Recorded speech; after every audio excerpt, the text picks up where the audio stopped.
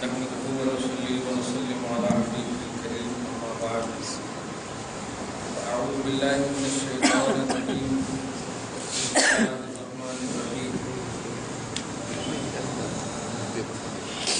وإذا طلقتم النساء فبلغن أجلهن فأمسكوهن بمعروف أو سرحوهن بمعروف ولا تمسكوهن ضرارا لتعتدوا صدق الله العظيم رسول برکت کے لیے درود شریف اللهم صل على سيدنا وشفيعنا وحبيبنا مولانا محمد وعلى اصحابه وسلم 230 آیت نمبر تک کا درس ہو چکا ہے. تفصیلی ٹاپک مولا نے چھیڑ دیا ہے طلاق کے حوالے سے،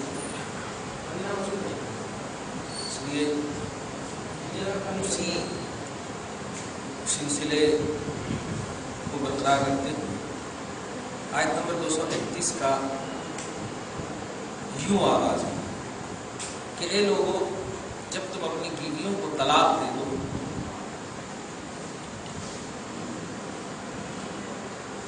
ایک بات اب تک جو نہیں آ سکی تھی طلاق کے اعتبار سے، وہ یہ تھی کہ طلاق دینے کی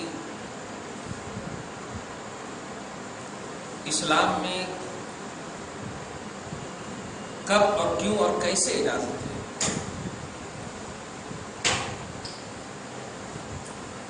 کب کے بارے میں تو ہم اس لیے نہیں بول سکتے، کیوں اور کیسے ضرور بول سکتے، جس میں کب کا بھی پہلو سمجھنا ہے. سب سے پہلی بات یہ ہے کہ طلاق سب سے ناپسندیدہ چیز اللہ پاک سب سے زیادہ جو ناپسند کرتا ہے وہ ہے طلاق. رسول کی زبان سے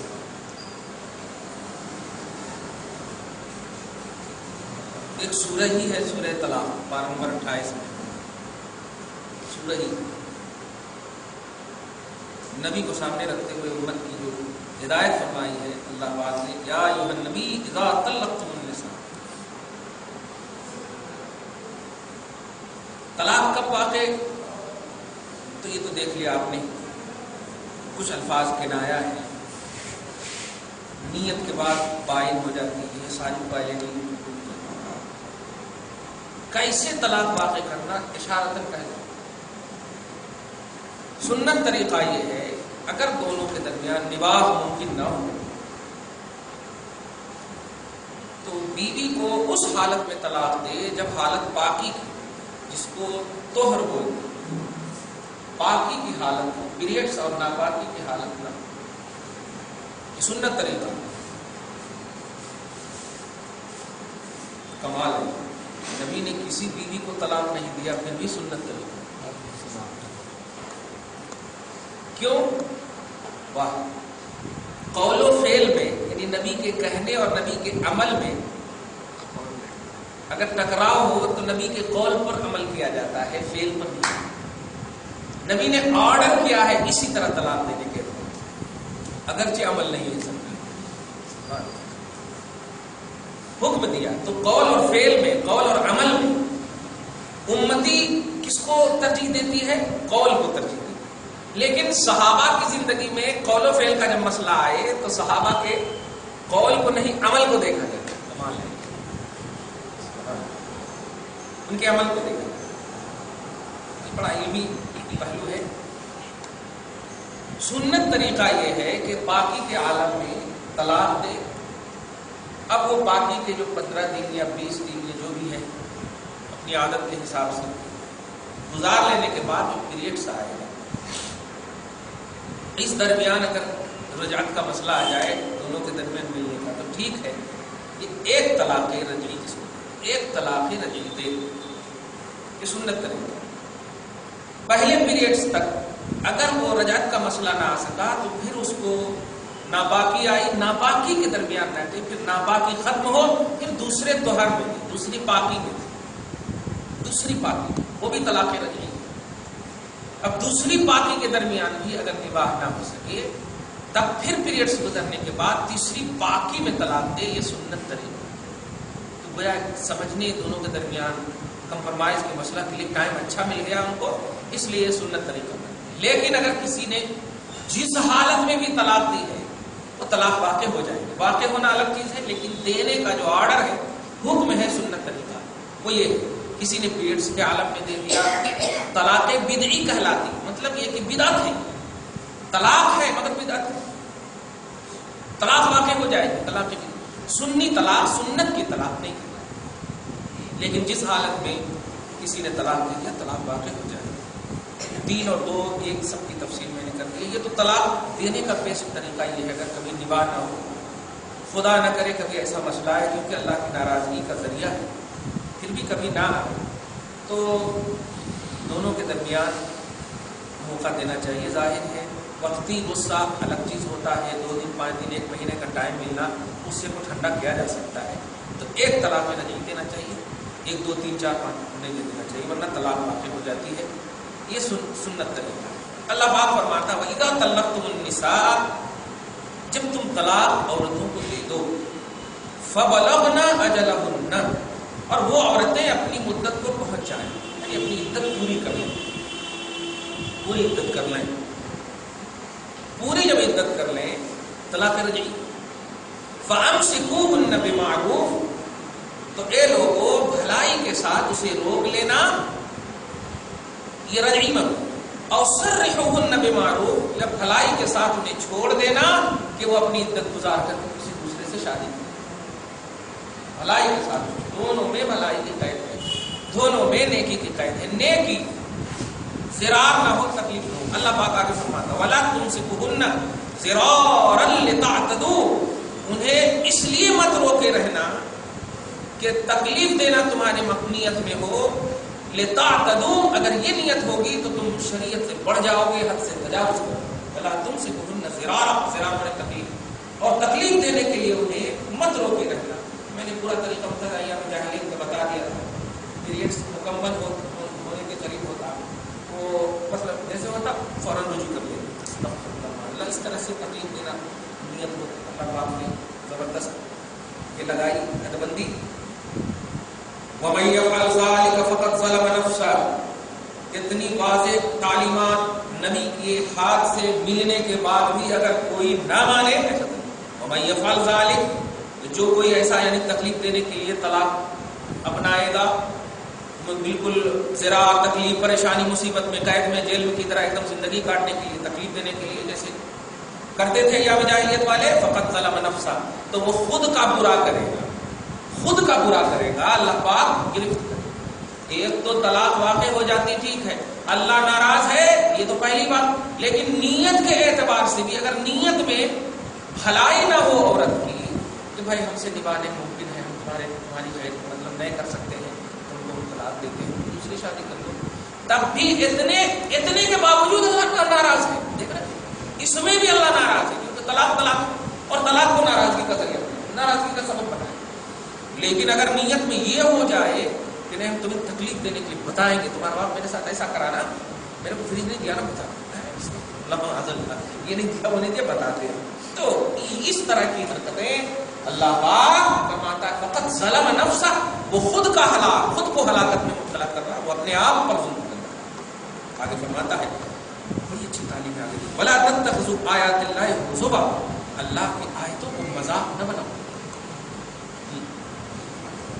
اللہ کی آیتوں کو مذاق نہ بناؤ. مطلب نبی کے ذریعے سے واضح تعلیمات آنے کے بعد اب اس پر عمل نہ کرنا در حقیقت آیت الہیہ کا مذاق ہے. اتنی واضح تعلیمات جب نبی بتا دے رہے ہیں، اس طرح پورا طریقہ بتا دے رہے ہیں، پھر بھی اگر تم عمل نہیں کرو گے تو سمجھو کہ وہ تم کیا کر رہے ہو، اللہ کی آیتوں کے ساتھ مذاق کرو. بلا تتخذوا آیات اللہ حضوا، اللہ کی آیتوں کے ساتھ ٹھٹھے مت کرو، مذاق مت. اب آگے وَاذْكُرُوا نِعْمَتَ اللَّهِ عَلَيْكُمْ، ارے اللہ نے تیرے اوپر جو احسان کیا ہے وہ اس کو یاد کر، یاد کر. کوئی نبی اتنے پیار سے محبت سے سمجھایا نہیں، کوئی نبی نہیں، کوئی نبی اتنے پیار اور محبت سے، کسی نبی کو اتنی تکلیف نہیں، کسی بھی نبی کو اتنی پریشانی نہیں. پھر بھی اتنی پریشانی اور تکلیف دینے کے باوجود اللہ پاک کی سراپا نعمت بن کر محمد الرسول اللہ تیرے پاس ہے اور اس کو تم فراموش کر رہے ہو. وَاذْكُرُوا، یاد کر، یاد کر، اس نبی کو یاد کر. ان کے طریقے بتانے کو یاد کر. نبی کیوں بتا رہے تھے؟ ان کے دل کی کیفیت کو محسوس کر کہ بتانے کا مقصد ان کا نفس تھا نہیں، وہ تمہاری بھلائی تھی. تم کم سے کم ان کے بتانے کے طریقے کو تو یاد کر کہ جب وہ بتا رہے تھے تو زبان سے محسوس کر لیتا ہے نا آدمی کہ یہ بتانے کا مقصد کیا ہے، بتانے کی نیت کیا ہے. ان کے بولنے کے انداز میں بھلائی اور خیر خواہی چھپی ہوئی رہتی. نبی جیسا بولتے تھے تو سامنے والے یہ سمجھ لینا کہ نبی ہماری ہی اچھائی چاہ رہے ہیں، ہماری ہی. کچھ لوگ میں مقدم تقریر کرتے ہیں، اگر سبحان اللہ نہیں بھی بولے تو سبحان اللہ بولو. اس کا مطلب یہ کہ یہ ایک سائڈ سے چاہ رہے ہیں کہ میری تعریف. مبلغ اور وائز کی یہ نیت ہونی ہی نہیں چاہیے. مبلغ اور وائز کی یہ نیت ہونی چاہیے کہ وہ مطمئن ہو رہا ہے، تو مطمئن ہو گیا میری تقریر کامل. رسول پاک اپنی امت کے چہرے پر جو شکن ہوتا تھا وہ اس وقت تک میرے آقا واضح نصیحت کرتے رہتے تھے جب تک کہ شکن ختم نہ ہو، ریلیکس نہ ہو جائے. واہ ایسا تو وہی اللہ پاک کہہ رہا وَاذْكُرُوا نِعْمَتَ اللَّهِ عَلَيْكُمْ، تیرے اوپر اللہ کی نعمت بن کر جو محمد تشریف لائے اور وہ سراپا نعمت تیرے پاس اللہ کی آیتوں کو تلاوت کر رہے ہیں، پیش کر رہے ہیں. ارے اس کو تو یاد کر کم سے کم. چھوڑ آنکھ بند کر کے توریت، انجیل، زبور، قرآن یہ سب کا جو تصور ہے اس میں ہے اس میں ہے یہ سب چھوڑ دے. بس تھوڑی سی توجہ دے جو رب نے نعمت کیا، رب نے احسان کیا، رب نے جو فضل کیا ہے تیرے اوپر نبی کی شکل میں. آنکھ بند کر کے تھوڑی دیر کے لیے سوچ. بس گرو کا جملہ ہے، بڑا زبردست جملہ ہے. تفسیر میں تو بڑی باتیں آئی ہیں لیکن میں جلدی ہی بولوں کہ بس گرو نعمت، اللہ کی نعمت کو یاد کرو، اللہ کی نعمت کو احساس کرو، اللہ کی نعمت کو سوچو. ایسا نہیں ہے بات میں سوچو نہیں، یاد کرو اللہ کی نعمت کو یاد کرو. ذکر کا لفظ ہے، ذکر کا لفظ ہے. اللہ کی نعمت کو یاد کرو. علیکم جو تیرے اوپر کیا ہے نبی کی شکل میں. سورہ آل عمران کی آیت نمبر 164 میں آپ دیکھیں گے اللہ سبحانہ نے حضور کی بعثت کو قوم کے لیے اپنی نعمت قرار دیا. حضور کی بعثت کو، حضور کے آنے کو لقد من اللہ علی المؤمنین اذ بعث فیہم رسولا. مومنوں پر سب سے بڑا احسان اللہ کا یہ ہے کہ ان میں ایک رسول کو بھیجا. احسان اور نعمت رسول پاک کی ذات پاک، یہ رسول پاک کی اسی کی طرف اشارہ کر رہا ہے. اتنی تعلیمات اور احکام، اتنا ڈیٹیل، اتنی تفصیل سے جو زبان مصطفیٰ بول رہی ہے نہیں سمجھ میں آ رہا. ارے کم سے کم چلو مسئلے سمجھ میں نہیں آ رہا، مسئلے بتانے والے کو ایک مرتبہ سوچ یاد آ جائے. نبی جو بتا رہے ہیں ان کو دیکھ، ان کو سوچ، ان کے بولنے کا مقصد کیا ہے. وہ انرجی جو اتنے لاس کر رہے ہیں ظاہری طور پر وہ کیوں کر رہے ہیں، کم سے کم اس کی تو فکر کر. کوئی اجر نہیں مانگ رہے، زبردستی تمہیں بلا رہے ہیں. حال تو یہ ہوتا ہے نبی فرماتے ہیں امتیو تم جہنم کی بالکل ہلاکت کے دہانے پر گرنے کے قریب رہتی تھی، مجھے خبر ہو جاتی تو میں تیری کمر پکڑ کر کھینچ لیتا. تو یہ دلدادگی، یہ خیر خواہی کا عالم کہ ایک دم بالکل گرنے کے قریب ہو تو نبی کہے میں کمر پکڑ کر کے تمہیں کھینچ لوں. کم سے کم یہ خیال مصطفیٰ، یہ خیال نعمت الہ، اس کا تو احساس کرو. چل مسئلے پر عمل نہ کر، مسئلہ بتانے والے نبی پر تو دے، ان کو تو یاد کر. اس کے بعد اللہ پاک فرما رہا ہے، یہ ہے قرآن. دیکھیے وما انزل علیکم من الکتاب والحکمہ. میں نے نعمت کی تفسیر جو یہاں رسول پاک سے کی ہے وہ قرینہ بھی ہے. دیکھیے اللہ کی نعمت کو یاد کرو اور اس کو یاد کرو جو اللہ نے تیرے اوپر نازل کیا یعنی کتاب. تو اب طے ہو گیا کہ کتاب سے پہلے نعمت کا ذکر یہ نبی کی ذات کے علاوہ کچھ ہو ہی نہیں سکتا، کیونکہ قرآن پاک اللہ پاک نے نبی پر اتارا. تو نبی سے پہلے، کتاب سے پہلے نعمت کا تذکرہ وہ خدا اپنی ذات کو تو نہیں کہے گا کہ میں نعمت ہوں، اپنی ذات کو تو نہیں کہے گا میں نعمت ہوں. تو کہا کہ میری نعمت کو یاد کرو. مجھے یاد کرو کہتا تو کہا جا سکتا کہ نہیں اللہ اور اس کے قرآن کی بات ہے. نہیں، میری نعمت کو یاد کرو. اور آیت قرآن کی دوسری آیت میں رسول پاک کو ذات کے اعتبار سے نعمت بتا دیا. تو رسول پاک کی ذات گرامی نعمت اور اس کے بعد قرآن کا تذکرہ، مزید اس کی تائید ہو گئی کہ سن قرآن کو یاد کرنا بعد میں، پہلے صاحب قرآن کو تو یاد کرو. سمجھ میں آ جائے گا. نہیں آ رہا سمجھ میں قرآن، مسئلے سمجھ میں نہیں آ رہا، احکام سمجھ میں نہیں آ رہے ہیں، عمل ڈیفیکلٹ نظر آ رہے ہیں، چھوڑ دے تھوڑی دیر کے لیے. نبی پاک کے چہرے پاک کو دیکھو، احساس کرو، خیال کرو، ہم تمہیں توفیق دیں گے. اس کو اندر سے جب محسوس کریں گے تو مزہ آئے. کبھی کبھی ایسا ہوتا نا، ٹیچر پڑھاتا کہیں ادھر ادھر دماغ چلا جاتا تو بوجھل محسوس ہوتا ہے، حالانکہ ایک دم ایزی مسئلہ رہا ہے، لیکن کبھی کبھی چھوٹا مسئلہ بڑا بن جاتا ہے. کیوں سمجھنے کا موڈ نہیں، ابا ڈانٹ دیا، ناشتہ نہیں لا سکے ممی ٹھیک سے نہیں، ایک دماغ میں. تو اسی کے پس منظر میں اللہ پاک ان لوگوں کو جو مسئلے پر عمل نہیں کرتے، یہ تمام لوگ اس میں آپ لا سکتے ہیں، مومن غیر مومن سب کو لا سکتے ہیں. غیر مومن اگر لیں تو کفار کو سمجھیے تہدید والی آیت ہو جائے گی. کہاں جا رہا ہے، کس کی دلیل مانگ رہا ہے، کس کو تو چاہ رہا ہے، کس سے تو چاہ رہا ہے. تو نے خود کہا کہ محمد سب سے اعلیٰ ہے، تو نے خود کہا ہے اے کفار، تو نے خود کہا ہے کہ ان سے بڑا امین کوئی عرب میں نہیں ہے، تو تیری ہی زبان پر کہہ رہا ہوں. یاد کریے جب کہتا تھا تو کہ یہ امین ہے، یہ سچا ہے، چھوڑ دے ان کے اوپر اترنے والی وحی کو ظاہری طور پر، اس کو تو یاد کر لے. پھر وما انزل علیکم من الکتاب والحکمت، جب اس نبی کو امین اور سچا وصادق الوعد الامین تو نے کہا تھا، اس اعتبار سے جب ان کی بات مانو گے تو پھر بات بھی سمجھ میں آ جائے گی، بات بھی سمجھ میں آ جائے گی. ڈائریکٹ اگر کہہ دیا کہ اللہ نے کہا ہے، اللہ نے کہا ہے، تو تم نے نگلیکٹ کر دیا. اللہ نے کہا نگلیکٹ کر دیا، آیت الہی آیت کی نسبت رب کی طرف کر دیا، نگلیکٹ کر دیا. چھوڑ دو، تو اپنی بات یاد کر کہ تو جو کہتا تھا ان کے بارے میں یہ سچے ہیں، یہ پکے ہیں، تھوڑی دیر کے لیے وہی یاد کر، اسی کی طرف اشارہ کر.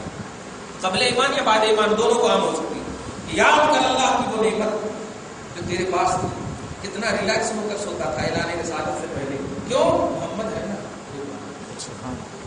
پورے پیسے رکھ دیتا، پوری دولت رکھ دیتا لے جا کر کے. کیوں؟ محمد ہے نا. ارے بات وہ امین ہے، وہ کبھی خیانت نہیں کرتے. بڑے بڑے جھگڑے کو ایک ننھا منہ ظاہری طور پر عمر کے لحاظ سے چھوٹا، عمر کے لحاظ سے بھی تو چھوٹا سا بول لیں گے، عمر میں رسول پاک صلی اللہ علیہ وسلم تو بڑا ہو کر کے اتنا مطمئن ہو کر سوتا تھا. کم سے کم اس پس منظر کو یاد کرو، اور اس کو جب یاد کرو گے پھر یہ جب بولیں گے کسی کی طرف بھی نسبت کریں گے، تم نے اسے مان لیا ہے سچا، تو اب ان کی بولی بھی تمہیں سچی نظر آئے.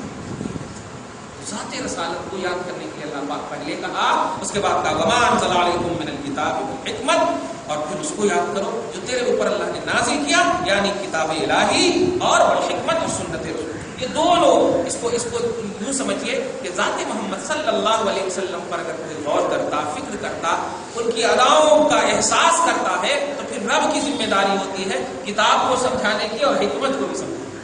یہ ہے خلاصہ. آگے فرماتا ہے یعظکم بہ، تمہیں اللہ واعظ کرتا اس کی، یعنی اس طرز پر زندگی کاٹو. اسلام، مذہب اسلام، احکام اسلام تمہیں اگر سمجھ میں نہ آئے تو طریقہ کار میں بتا دیتا ہوں. کتنا پیارا مدرس ہے مولا، کتنا پیارا معلم ہے مولا. ایسا کوئی ہے آپ لوگ یہ بتا، آپ کو کتاب سمجھ میں نہیں آ رہی، اچھا ایسا کیجیے آپ ایک دم بالکل ایسے کمرے میں جا کر کے پیچھے بولتا ہے کوئی طریقہ بتاتا، ایسے کمرے میں جائیے، کوئی ڈسٹرب نہ، موبائل نہیں رکھنا، ادھر ادھر بند کرنا، ایک دم بالکل ریلیکس ہو کر کے، کوئی ٹینشن نہیں لینا، آرام سے امتحان اچھا گزر جاتا. کچھ نہ کچھ طریقہ بتا. تو ایسے ہی مسئلے سمجھ میں نہیں آئے، اگر طلاق کی نوعیتیں، طلاق کے احکام، یہ سب ڈیفیکلٹ مسئلے تمہیں اللہ کی آیتیں نہیں سمجھ میں آ رہی ہے نا، نہیں سمجھ میں آ رہی، ٹینشن کہیں کو لیتا ہے، نبی کو خیال میں نہیں. ایک دم بہترین طریقہ، آسان جملہ ہی. کہیں ٹینشن لیتا، نبی کو یاد کر لے، پھر ہم کتاب بھی سمجھا دیں گے، حکمت بھی سمجھا دیں گے. تو ڈائریکٹ جو خدا کا کلام نبی کے اعلان کے بعد، اظہار رسالت کے بعد جب بول رہے ہیں، تو تیرا نقطۂ نظر بدل گیا ہے. یہ کیا ہو گیا، یہ کیا ہو گیا، جیسا نہیں ہونا تھا. اچھا نہیں، نقطۂ نظر کو بدلو مت، وہی نقطۂ نظر رکھو. آج بھی وہی محمد ہے، آج بھی وہی محمد ہے. شک یہ ہے کہ ان کی عظمت کا میں اظہار کر رہا ہوں، اظہار کروا رہا ہوں اور کر رہا ہوں. یعظکم بہ، یہ اللہ تمہیں واعظ کر رہا ہے، اس کا واعظ اللہ کر رہا ہے، یہ نصیحت اللہ کی طرف سے، یہ تبلیغ اللہ کی طرف سے. مقام مصطفیٰ اس آیت میں سمجھیے، جتنا بھی ڈیفیکلٹ حکم ہو خدا کا، بڑے سے بڑا مسئلہ ہو، آپ اس میں ایک عظیم نقطہ یہ دیکھیں. اب غض الحلال الی اللہ الطلاق، حلال چیزوں میں سب سے زیادہ ناپسندیدہ چیز طلاق ہے اللہ پاک کے نزدیک، ہے نا. ان پوری چیزوں اللہ پاک نے ڈیٹیل سے بیان کر دیا. اور بیان کرنے کے بعد مومنوں سے خطاب کیا، اگر تمہیں کچھ اس میں کوتاہی ہو، کچھ پریشانی ہو، سمجھ پھر بھی پریشان نہیں ہونا، کمال. کیوں؟ یہ میں نے تجھے ڈائریکٹ نہیں دیا، جس زبان سے دیا ہے، جس ہاتھ سے دیا ہے، وہ بڑا محبوب ہے، وہ بڑا اعلیٰ ہے. کمال دیکھیے گا، بڑا اعلیٰ ہے، بڑا محبوب ہے. میں تمہیں تلقین کرتا ہوں، مسئلے سمجھ میں نہیں آئے، مسئلے پہ عمل نہیں ہو رہا ہے، تو سب سے بیسٹ طریقہ یہ ہے کہ نبی کو یاد کرو، نبی کا خیال کرو، آٹومیٹک تمہیں سمجھ میں آئے.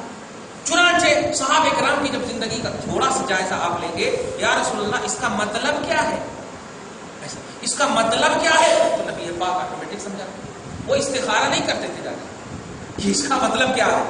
کوئی بھی گنجلک مسئلہ، کوئی بھی ڈیفیکلٹ مسئلہ، اگر بڑے سے بڑا مسئلہ ہوتا، نبی یوں سمجھا. کیوں؟ مرکز احکام الہیہ، اللہ کے احکام کے جو مرکز تفہیم کے اعتبار سے، سمجھانے کے اعتبار سے جو ہے وہ رسول اللہ کی ذات پاک ہے. تو اللہ پاک وہی کی طرف یعظکم، یہ اللہ کا واعظ ہے، واعظ اللہ ہے، خطیب اللہ ہے، یہ تقریر فرما رہا ہے اللہ کہ لوگوں اگر میرے احکام تمہیں سمجھ میں نہیں آ رہے ہیں، میرے افعال تمہیں سمجھ میں نہیں آ رہے ہیں، در مصطفیٰ پہ چلے جاؤ، حکم خدا سمجھ میں آ جائے. احکام خدا سمجھ میں آ جائے. اس میں جتنی گہرائی میں جائیں گے، لیکن لوازم دے واتقوا اللہ واعلموا، اللہ سے ڈرنا. اس کو ایزی مت لے لینا. اتنے لمبے مسئلے بیان کرنے کے بعد ایزی لیے تو ایک موقع دیا ہوں، اور ایک موقع چھوٹی سی آیت میں دی ہے، ورنہ وہ سارے موقعوں پر بھاری ہے. وہ ہم نے جو کہا ہے اس کو نہیں مانے تو یاد رکھنا واتقوا اللہ واعلموا، ڈرنا اللہ سے اور یقین رکھنا کہ ان اللہ بکل شیء علیم، بے شک اللہ ہر چیز کی خبر رکھتا ہے، ہر چیز کو جانتا ہے. اگر تو نے تھوڑی دیر کے لیے کہہ دیا تو جانا ہی پڑتا ہے، تو جا کر کے نبی کو دیکھنے کے بجائے نبی کے سر کے اوپر دیکھ رہے ہیں.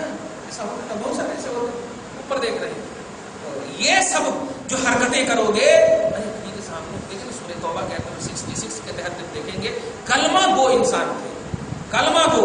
ایک شخص نے آ کر بارگاہ رسالت میں کیا، یا رسول اللہ میری اونٹنی گم ہو گئی، بتا دیجیے. تو آپ نے اسی وقت سڈنلی بتا دیا کہ جاؤ فلاں جنگل میں اس کی ناک کی کوئی چیز پھنس گئی ہے، وہ آ نہیں پا رہی ہے، چلے جاؤ. تو بیٹھے ہوئے تھے ایک دم بالکل لا الہ الا اللہ محمد رسول اللہ پڑھنے والے، کلمہ کو سب بیٹھے ہوئے تھے، مومن جس کو اپنی زبان میں کہیے. صحابہ تو نہیں بولنا، کیونکہ صحابہ کے اندر کنورٹ ہونے کی کوئی فکر ہی نہیں. صحابہ جب اس لیے مومن کہتے ہیں کلمہ پڑھنے والے. آزو بازو میں بیٹھے ہوئے وہ بیٹھ کر کے جب یہ جملہ ان کے کان سے ٹکرایا تو اسے چھٹیاں یہ کل تک کہتے تھے اللہ ہے، یہ ہے، توحید ہے، ایک اللہ ہے، یہ ہے، یہ ہے. اتنے میں اتنا ٹینشن تھا، اب یہ دیکھو غیب کا بھی دعویٰ کر رہے ہیں. اب یہاں بیٹھے بیٹھے کہاں سے معلوم ہے جنگل میں کون سی اٹھنی ہے؟ اس طرح کی حرکتیں. اب قرآن پاک تو اللہ پاک کیا کرا، ہر چیز کو جانتا ہوں. ایزی نہیں لینا نبی کی ذات پاک کو جو میں نے نعمت کی شکل میں دی ہے، اس کو ایزی نہیں لینا. اللہ پاک کہہ رہا ہر چیز کو جانتا ہوں. ایسا ایسا بول ہی رہے تھے. اس سے پہلے کہ نبی توجہ دیتے، جبرائیل آئے اور صحابہ کرام جو آزو بازو میں بیٹھے ہوئے تھے سمجھ گئے، وحی کی کیفیت کو سمجھ جاتے تھے، اس لیے صحابہ کو پیچھے ہٹ جاتے ہیں. بڑا زبردست سما بن جاتا تھا. ٹھنڈی ہو تو پسینے چھوٹنے لگتے تھے، اور گرمی ہو تو مزید گرمی. اس طرح کے یہ ہو جاتے. رسول اعظم صلی اللہ علیہ وسلم جب ٹھنڈ آئے، حکم الہی آ گیا، جبریل کے ذریعے سے وحی مل گئی. اللہ پاک نے تلاوت کی اور خاص طور سے ان لوگوں کو بلائے، ادھر آؤ. صحابہ کرام کو الگ کر دے، تم ادھر آؤ. لا تعتذروا قد کفرتم بعد ایمانکم، اللہ نے فرمایا.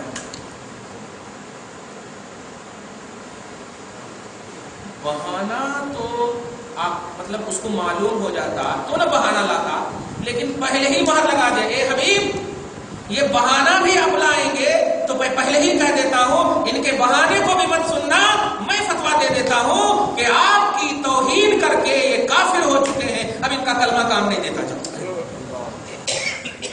سورہ توبہ کے لا تعتذروا، بہانے مت بناؤ، قد کفرتم، تحقیق کے نبی کا مذاق اڑا کر تم کافر ہو چکے ہو. بعد ایمانکم، بعد اس کے کہ تم مومن تھے. ارے باپ، مومن تھے، یہ رب کہہ رہا ہے مومن تھے، لیکن نبی کو ایزی لے لیا تم نے، نبی کی بولی کو ایزی لے لیا تم نے. سمجھ میں نہیں آئے تو سمجھنا جا کر کے، اپنی منطق نہیں لگانا. ذات رسالت مرکز فہم و ادراک کے احکام الہی اللہ کے احکام کی فہم و ادراک کا مرکز ہے. خدا کا حکم سمجھ میں نہ آئے تو اس کو آپ ایزی مت لے لینا. سمجھو نبی نے کیا کہا, نہیں سمجھ میں آئے نبی کے صحابہ نے کیا کہا, نہیں سمجھ میں آئے, پورے سمجھ میں نہیں آئے, اللہ سے دعا کرو, لیکن نیگلیکٹ نہیں کرنا, زیر کا پہلو نہیں لانا. ورنہ دیکھ ایمان کی سند دینے کے باوجود رب نے کفر کا فتویٰ دیا. قد کفرتم بعد ایمانکم. ایک ہوتا کہ نہیں وہ پہلے سے مومن نہیں تھے, سب بول سکتے تھے نا لوگ آج کے, پہلے سے مومن نہیں تھے, لیکن اللہ کہہ رہا تم مومن تھے لیکن اب کافر ہو گئے. صرف نبی پاک کے علم غیب کا مذاق اڑایا, کھلم انکار بھی نہیں کیا تھا. اس لیے ذات رسالت کو ایزی کبھی نہیں لینا چاہیے, کبھی بھی نہیں لینا چاہیے. اتنی دیر سے آپ مسئلہ سن رہے ہیں طلاق کا, یہ سارے مسائل ڈیفیکلٹ, اور اس کے بعد اخیر میں اللہ فرما رہا ہے کہ تم کو احکام اگر سمجھ میں نہیں آئے تو وذکروا نعمت اللہ علیکم. قرآن کو وما انزل علیکم من الکتاب, اور صاحب قرآن کو وما انزل علیکم من الکتاب اور قرآن دونوں کو سمجھنے کے لیے میں نے دیا ہے. صاحب قرآن پہلے ہونا, قرآن بعد میں ہونا, اور دھیان رکھنا واتقوا اللہ, نبی کے لیے یہ موقع دے رہا, اللہ سے ڈرنا, واعلموا, یقین رکھنا کہ اللہ ہر چیز جانتا ہے, اللہ ہر چیز جانتا ہے. مذاق کے طور پر نہیں, ہاں سمجھ میں آ گیا, یہ نہیں, وہ اللہ اندر کو بھی جانتا ہے. آگے فرماتا ہے آیت نمبر 232 میں وَإِذَا طَلَّقْتُمُ النِّسَاءَ فَبَلَغْنَ أَجَلَهُنَّ, سیم وہی آیت لیکن اس میں دوسرا بھی پہلو. اور جب تم بیویوں کو طلاق دے دو فَبَلَغْنَ أَجَلَهُنَّ, وہ اپنے اجل, اپنی مدت کو, اپنی عدت کو پوری کر لیں, پہنچ جائیں, پوری عدت ہو جائے. تو والیو, والی جو مطلب ولی بتایا تھا نا میں نے ان کا, جیسے بیٹا کا کوئی باپ ہے, باپ نہیں ہے تو چچا ہے, اور اگر چچا نہیں ہے تو دادا ہے, یہ سب ولی ہیں. ہاں لیکن آج تو سب سے بڑی ولی ماں بنی رہتی. ماں کا جو ہے نا بہت لاسٹ میں نمبر آتا, جب مرد کون بھی موجود نہیں ہو, جیسے ابا نہیں تو دادا نہیں تو پھر چچا نہیں تو سکڑ کے سب آئیں گے. پہلے ایک دم اصول جس کو بولتے, یہ سب نہیں ہے تو لاسٹ میں ایک دم ماں کا مرتبہ آتا. لیکن یہاں تو آج سب سے پہلے عموماً اس طرح ہی رہتے آگے, میں ہی نہیں کہتی تو نہیں کہتی. ارے ایسا نہیں ہونا. اسلام جو ہے اس انداز سے دیکھنا ہے, شرعی نقطۂ نظر سے دیکھنا چاہیے. اللہ پاک بچائے. تو اگر وہ اس کو کسی نے طلاق دے دیا اور طلاق کے بعد عورت نے عدت گزار لی, فلا تعضلوهن, تو اے والیو میں رکھتا ہوں تمہارے کو, تم ٹینشن نہ لو, مر گیا شوہر تو کیا ہو. نہیں, اللہ پاک فرماتا ہے اے والیو, اے ولیو, اے ذمہ داران, لا تعضلوهن, انہیں روکے مت رکھنا, ان ينكحن ازواجهن, کہ وہ اپنی پسندیدہ کسی سے بھی شادی کر لے, اس بات سے کبھی مت روکنا. اس کو موٹ زبان میں سمجھیے, اگر کوئی بیوہ ہو جائے کسی بھی وجہ سے, مرنے کی وجہ سے بیوہ ہو جائے, مطلقہ ہو جائے, بغیر شوہر کے ہو جائے, اور اگر عمر ہے ان کی, تو سب سے پہلی ذمہ داری اللہ پاک فرما رہا ہے جو اس کے ذمہ دار ہے, یعنی باپ نہیں ہے, باپ تو چچا, وہ نہیں ہے تو دادا, یہ سب جو ہے ان کے جو ذمہ دار ہیں, پہلی ذمہ داری یہ ہے کہ ان کو شادی کرنے سے روکنا نہیں. باپ ماں دنیا کی ساری خوشیاں دے سکتا ہے, لیکن جو شوہر دے سکتا ہے وہ باپ ماں بھی نہیں دے سکتا. یہ ایک دم فیصلہ خدا کا ہے, اٹل فیصلہ. تو اے والیو, تم ان بچیوں کو جو بیوہ ہو جائے, جن کے شوہر مر جائے, ابھی عمر ہے, اور ان بچیوں کو جو مطلقہ ہے, انہیں سماجی طور پر, ارے اب کون کرتا کیسے کرتا, میں ہوں نا, تمہیں زندگی بھر تک رکھتا, نہیں, ان کی شادی کراؤ, ان کی تمہاری ذمہ داری ہے. اللہ پاک پر کہیں بھی ایسا ہو جائے, اگر مطلقہ ہماری بیٹی ہو جائے, خدا نہ کرے کبھی ہو, بیوہ ہو جائے, عمر ہے ابھی موجود الحمدللہ, تو ایک دم ان کی شادی کرائیے, اور یہ سوچتے ہوئے کرائیے کہ ان کی شادی کرا رہا ہوں, ان کی دوسری شادی کرا رہا ہوں, یہ نہیں سوچنا. اگر ایسی سوچ ہوتی تو عرب میں کیا نبی کرتے ہی نہیں ایسا. پہلی شادی, دو شادی کی ہوئی عورت سے نبی پاک نے کیا, دو. اچھا 40 سال, میں تو ایک عمر کی بھی قید لگا رہا ہوں, خدیجہ کی تو 40 سال کی عمر تھی, لیکن وہ نبی کی شادی ہے تو اللہ پاک جانے, مصطفیٰ جانے, اور خدیجہ کی قسمت جانے. خیر, تو کہنا کہ عمر اگر موجود ہے الحمدللہ, تو پہلی ذمہ داری آج کی تاریخ میں یہ ہے کہ ان کا نکاح کرانا, ان کی شادی کرانا. یہ سوچتے ہوئے نہیں, شادی ایک ذمہ داری ہے, شادی ایک پویترتا ہے, شادی ایک مذہب کی صحیح ثقافت کا نام, ایک تہذیب تمدن کا نام ہے, جو آپ ساری کائنات کی خوشیاں لا کر دے سکتے ہیں, لیکن شوہر کی خوشی نہیں دے سکتے. اس اس لیے ضروری ہے کہ ان کی شادی کرانا. بیٹیاں تو لجاتے ہوئے بولتی, سماج کا لحاظ کرتے ہوئے بولتی, پتہ نہیں دوسرے کے ساتھ میں ایسی ہوتا کیا. یہ فیوچر کی بات کیوں کر رہی ہے ماں؟ ایک سیکنڈ بھی تیرا گزر نہیں سکتا فیوچر کے کو اگر دھیان میں لائے. فیوچر کے بارے میں اپوز دماغ نہیں رکھنا چاہیے, خیر کا دماغ رکھنا چاہیے, بھلائی کا دماغ رکھنا چاہیے. آپ دعا ہمیشہ کرتے ہیں, اللہ تیرے نام پر میں مر رہا ہوں, تیرے نام پر میں زندہ ہوں گا, لیکن کیا آپ واقعی یہ عقیدہ رکھتے ہیں کہ میں مر جاؤں گا؟ نہیں. اگر ایسا عقیدہ ہوتا تو آپ کل ٹائم کیوں دیے ہیں 7:30 بجے؟ کل 7:30 بجے ملو کہ نہیں, پرسوں ولیمہ ہے آ جاؤ. یہ کیوں؟ یہ کتنا کمانڈ ہے کہ اللہ پاک بھلائی کی نیت رکھنے والوں کے ساتھ ہے. اگر موت بھی دے دیا تو ہم راضی ہیں, لیکن آپ فیوچر کو خیر کی نیت سے یاد کریں, بھلائی کی نیت سے یاد کریں. تو اے والیو, مت روکنا اپنی بیٹیوں کو یا اپنے ماتحت رہنے والی عورتوں کو کہ وہ اپنے شوہر کو چوائس کر کے شادی کریں. اپنے کسی لڑکے کو یا شوہر کہا ہے, لیکن مراد یہ ہے کسی کو وہ چوائس کریں, یا اگر کسی نے طلاق دیا ہے اسی کو پھر پسند کر لے. وہ اگر اسی کو پسند کر لے, مطمئن ہے آپ ان کے اخلاق, عادات اور کیریکٹر پر, تو پھر تو بالکل آپ نہیں روک سکتے. اللہ پاک آگے فرماتا اذا تراضوا بینہم بالمعروف. کمال یہ ہے دیکھیے, جب آپس میں وہ دونوں راضی ہیں. یہ سوچتا ہوں میں کہ عوام میں یہ جملہ کیوں آ رہا ہے, حالانکہ اس کو صحیح جملہ میں قرآن کے آئینے میں بول رہا ہوں. جب دونوں راضی کیا کرے قاضی, یہ جملہ بولتے نا, جملہ ایسے ہی نہیں آتا عوام میں, کچھ پس منظر رہتا. اگرچہ اس محاورے کو آج کے مطلب لنجے لفنگے دوسرے اعتبار سے مانا لے گئے, سمجھ رہے ہیں نا, آج توضیح کرتے ہیں. یہ دیکھو لڑکی ہے نا, ہاں, اور فرینڈ مانے دوست, تو گرل فرینڈ دونوں بولو نا, دوست فرینڈ ہے, گرل ہے, لڑکی ہے نا, بیوی کو سمجھا رہا ہے, کون ہے یہ, تو بیسٹ دوست ہے, گرل فرینڈ ہے. تو گرل فرینڈ بول دے تو کیا وہاں, گرل بولے تو لڑکی, فرینڈ بولے تو دوست, دوست ہے ہمارے. اس طرح سے اور استحصال کیا جا رہا ہے حقوق کا, استحصال کیا جا رہا ہے حقوق کا, پامالی کی جا رہی ہے, اپنی بیویوں کے ساتھ خیانتیں کی جا رہی ہیں. یہ کیوں ہو رہا ہے ایسا؟ یہ اسلام کی تعلیمات سے دور ہے. اللہ پاک کیا کہہ رہا ہے, اذا تراضوا بینہم, جب یہ دونوں یعنی چننے والی بیٹی اور جس کو چنا جا رہا ہے وہ دونوں اگر راضی ہیں شرعی نقطۂ نظر سے, تو اذا تراضوا بینہم بالمعروف, بھلائی کے ساتھ اور نیکی کے ساتھ اگر دونوں راضی ہیں تو ولی اے ذمہ دار مت روکنا ان کو نکاح کرنے. شرعی نقطہ بالمعروف کی ہے اسلامی دائرے میں, ہاں اسلامی دائرے میں. ذالک یوعظ بہ من کان, اب تو اتنا عمدہ جملہ بول رہا ہے اللہ, یہ ہے وہ بات جس کی نصیحت مولا اسے کرتا, جس کی نصیحت مولا اسے کرتا. یؤمنون باللہ والیوم الآخر, جو اللہ اور یوم آخرت پر ایمان رکھتا. قرآن کا ایک اصول ہے کہ اللہ اور یوم آخرت اس وقت بولتا ہے اللہ آیت میں جب مضمون جو ہو بڑا ڈیفیکلٹ, مضمون ڈیفیکلٹ ہوتا تو اللہ پاک کہتا اگر تم اللہ پر اور یوم آخرت پر ایمان رکھتے ہو تو ایسا مت کرنا, ایسا کرنا. جیسے پڑوس کے بارے میں ذکر فرمایا گیا, جو شخص بھی یا جس شخص سے اس کا پڑوس خوف میں اپنی رات گزارے وہ اللہ اور یوم آخرت پر ایمان نہیں رکھتا.